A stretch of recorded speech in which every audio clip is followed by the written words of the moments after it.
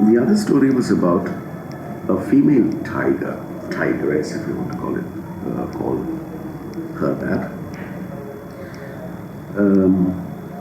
bordering a village again. There's a kind of reserve, tiger reserve, bordering a certain village in Andhra Pradesh. And the villagers then noticed that the calves are being, killed in large numbers. And the calves were discovered in the forest in the border area. But they were not eaten. And they had just some nail marks and claw marks and things like that on their necks, which is where they are targeted. And they found it strange. Why? They knew it was some animal, wild animal. Why would this animal not eat this? And the forest officials again explained this by saying, actually it's this tiger, or they call the tiger something. They give names to each of these tigers under their care. So it's this tiger who's had cubs recently, and she's training them in hunting. Right? And they've also found out that this is because the calves are getting, killed because the herbivores who are supposed to be part of this ecosystem are not there. The villages are gobbling up more and more of this forest area, and the herbivores, because they don't have enough food, etc., are just not there for the tigers to practice this on, and therefore the cattle. Now, I found those stories very interesting because in the practice teaching session we were doing, the focus was on, and it wasn't stated explicitly, but the implication was that this was happening. Animals being endangered and going extinct, etc., was happening because of human intervention. Now, I found it a little interesting that here were two stories taking a slightly opposite point of view, where it's not the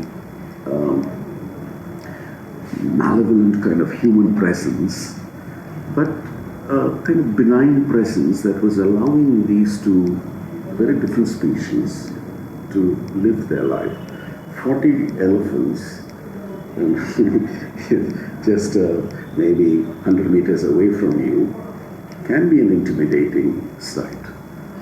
But the villagers are just tolerating them and beginning to lose your calves one by one, only because some mother tigress wants to train two cubs in this hunting thing, can again be economically rather difficult for you to accept.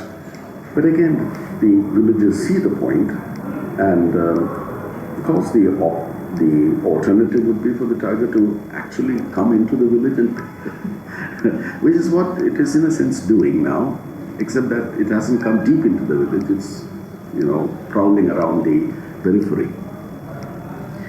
So I see these as two very interesting alternative perspectives to this man-animal relationship.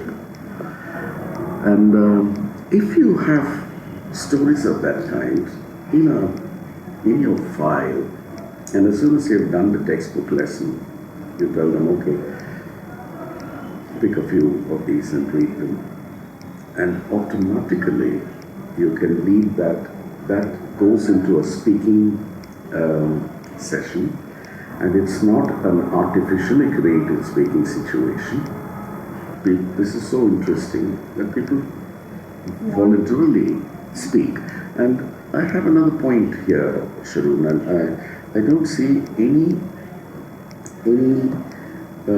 need for people to do the follow-up speaking in English if you are a government school learner. By all means, use your own language, Telugu or Hindi or Malayalam or whatever language it is. Use it to put your views across.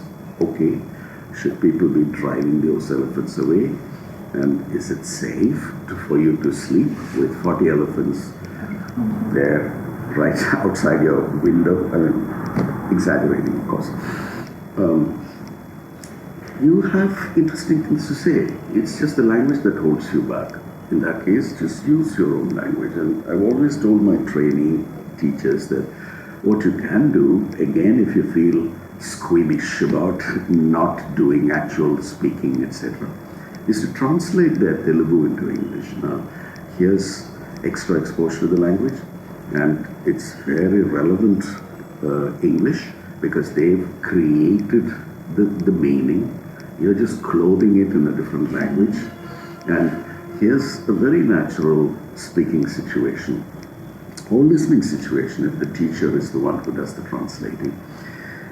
But to come back to my original point, all these are bonuses. If you also think of a little project where you ask them to collect material, to begin with it could be just cut and paste, where you're going to National Geographic and cutting a paragraph about elephants. I mentioned that because this is such a very interesting web. It's what is that?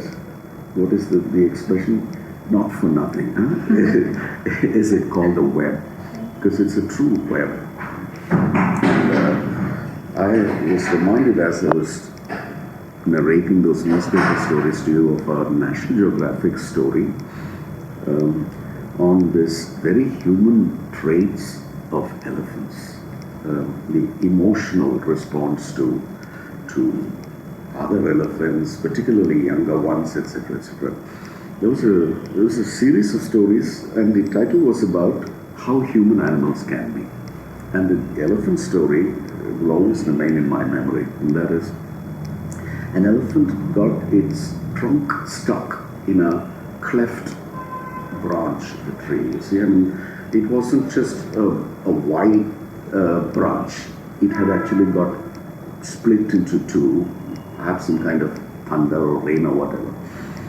And the poor thing got its trunk stuck in it, and he couldn't extricate the trunk, which obviously meant it couldn't eat or leave the place. So for days together, this poor elephant was stuck till another elephant happened to pass by. And you know what that other elephant did? It fed this elephant. I'm using the word it because I don't know whether it was a he or a she. Fed this elephant. And this is National Geographic, documented story. It wasn't made up. It wasn't Kipling doing a jungle book, right? Hathi, Colonel Hathi and all that. It was a document with a photograph. You have the photograph there. Obviously, there was human intervention. This elephant was saved later, but deep in the jungle or deep in a reserve, before human beings spot this, there are other creatures who spot it. So if you have elements from the web like this, now how much more fascinating would that textbook thing be? But what you're doing is essentially reading. The writing and the speaking that may come out of this, for me, are bonuses. Nothing more than that. And I'm using that word also because you do some ritualistic writing as part of the textbook thing. The textbook says, write this dialogue between the elephant and its calf or whatever, some silly stuff. You do that as a ritual. But actual writing and speaking for me, as I said, are very advanced things to be reserved for +1 and +2. But there are these bonuses happening much before that, provided your emphasis is on reading and listening. And naturally out of that, there's something that people want to say or write about. And again, I was talking about how it could be a writing project where you just ask them to cut and paste National Geographic stuff into photo essay. Right? And the cut and paste can, evolve into their own writing and stuff like that. I see my grandson doing a whole lot of this now. He extensively cuts and pastes. And he every day begins writing a new textbook. 2 days ago it was geography. Yesterday he said, that's I'm shelving it for the time being. I'm going to do an environment book on the environment. And I keep telling him, you read about it and write it in your own words. And he says that's what he does, but he, I'm sure, still cuts and pastes. But eventually, when he grows up a little more, he may be motivated enough to write stuff on his own. I wouldn't hurry him. And when he reaches the stage I'm talking about, there will be a natural output. And the school can a little more fruitfully intervene with writing and speaking then.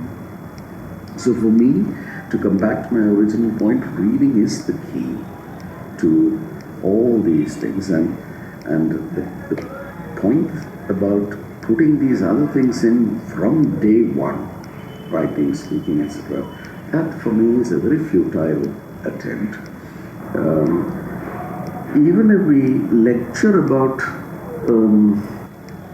total physical response and listening for a whole lot of time, only listening to this new language, and then only responding to oral commands, that is total physical response.